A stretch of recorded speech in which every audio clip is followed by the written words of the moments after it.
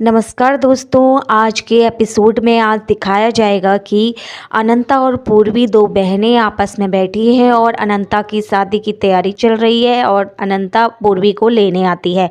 अनंता नीचे मंडप में जाती है और उसके साथ पूर्वी भी जाती है और देखती है कि तभी वहाँ पे पुलिस आ जाती है। पुलिस परमीत को बताती है कि उसके ऑफिस में से आरडीएक्स और हथियार पकड़े गए हैं और उसे अरेस्ट करने का वारंट है और उसके पास ऐसे कागजात हैं जिसमें वो इस देश के नहीं है, यानी कि वो घुसपैठिए हैं। इस बात पर परमीत उनकी तरफ देखता है और बोलता है कि मैं घुसपैठिया नहीं हूँ। यहाँ पे पुलिस उसे सबूत दिखाती है।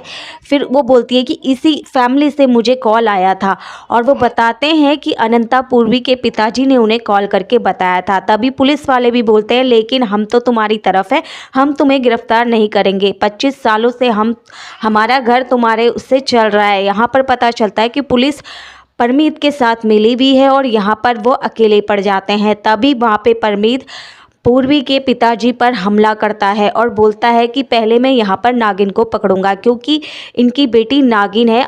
अनंता अपनी पहचान छुपा रही है। अनंता एक इच्छाधारी नागिन है और वह अनंता को मारने के लिए जाता है कि उससे नागमणि प्राप्त कर सके। यहाँ पर उसके पिताजी उनके बीच में आ जाते हैं और उन पे हमला हो जाता है।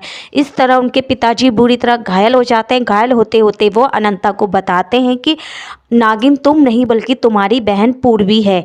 मैंने बचपन में इसका नाम बदल के तुम्हारा रख दिया था ताकि किसी को यह पता ना चल सके कि पूर्वी नागिन है। इस बात पर वह उसे कहते हैं कि तुम पूर्वी को बचाओ। परमीत एक एक करके पूर्वी के सारे परिवार पर हमला करता है और सभी को घायल कर देता है। उसके किसी भी परिवार के सदस्य को नहीं छोड़ता।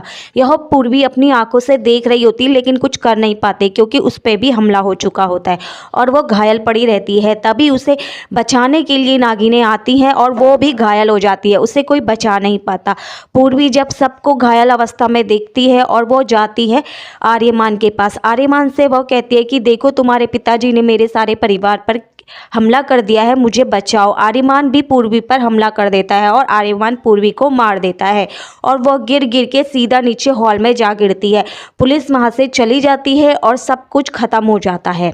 पूर्वी मरने से पहले अपनी आंखों में एक एक सदस्य की फोटो खींच लेती है, जिससे वो कोई भी छूट ना पाए और वह अपना बदला लेने वापस आ सके। परमीत अनंता और पूर्वी सहित पूरे परिवार को दफनाने की तैयारी करता है और उन्हें दफना देता है। परमीत अपने परिवार के साथ मिलकर यह प्लान बनाता है कि महाकुंभ में उसे किस तरह विस्फोट करने हैं और उसका परिवार कहता है लेकिन यह संभव कैसे होगा। तब परमीत बताता है कि जैसे इनके पास महादेव ने इच्छाधारी नागिनों को शक्ति प्रदान की, उसी तरह हमारे देश में ड्रैगन को शक्ति दी और हमारे पास इच्छाधारी नागिनों से भी शक्तिशाली ड्रैगन है, जिसका प्रयोग करके हम इस देश में तबाही मचा देंगे।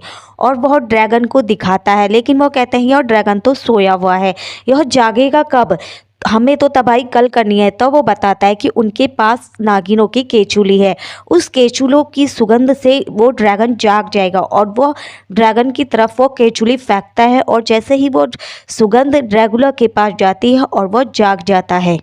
इससे आगे एपिसोड में क्या दिखाया जाएगा यह हम आपको अपनी अगली वीडियो में बताएंगे।